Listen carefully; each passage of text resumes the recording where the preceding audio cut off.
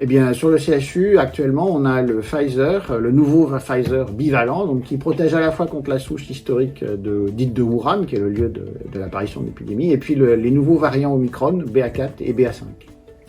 On retrouve les effets indésirables des vaccins ARN qu'on connaissait déjà. C'est à peu près le même vaccin Pfizer ARN que précédemment. Ils ont juste enlevé la moitié de l'ARN de la souche initiale pour rajouter la moitié de l'ARN de la souche qui sévit actuellement en Bretagne et en France, qui est le Omicron BA4, BA5. Donc on est à peu près avec les profils de tolérance du vaccin Pfizer ARN qu'on connaissait tous.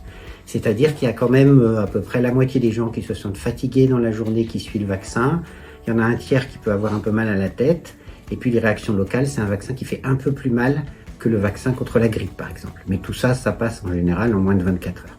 Et en ce qui concerne la surveillance des effets indésirables plus graves, il n'y a rien eu d'inattendu à ce jour dans les études. Donc on a l'impression qu'on se retrouve sur le même profil de tolérance que le vaccin qu'on connaissait. Et c'est une question vraiment importante, puisque quand on parle des effets indésirables, il faut savoir pourquoi ça vaut le coup, pourquoi c'est important de quand même faire ce vaccin. C'est-à-dire que ce vaccin diminue énormément, non seulement le risque d'attraper le Covid, mais ses complications, c'est-à-dire le risque de devoir aller à l'hôpital, ou de rester très fatigué pendant longtemps, ou de faire des Covid longs. Donc c'est un vaccin qui, au prix des effets indésirables initiaux qui restent modérés, peut vous éviter vraiment des gros soucis et le Covid long en est un exemple. Éviter le Covid permet d'éviter le Covid long. Et au-delà de l'échelle individuelle, c'est la protection collective, donc c'est celle qui est conférée vis-à-vis des patients qu'on prend en charge à l'hôpital. Et on a malheureusement des exemples documentés de transmission nosocomiale, et puis aussi la protection de l'entourage chez soi, c'est-à-dire à son domicile. Et il faut noter aussi qu'on observe un retour de ce qu'on appelle les clusters, c'est-à-dire les contaminations soignants-soignés ou soignés-soignants, qui impactent à la fois les soins, mais aussi l'organisation générale de notre établissement. Alors la vaccination anti-Covid au CHU, elle a été organisée comme les sessions précédentes, donc notamment au centre de vaccination de Pontchaillou, le bâtiment 63.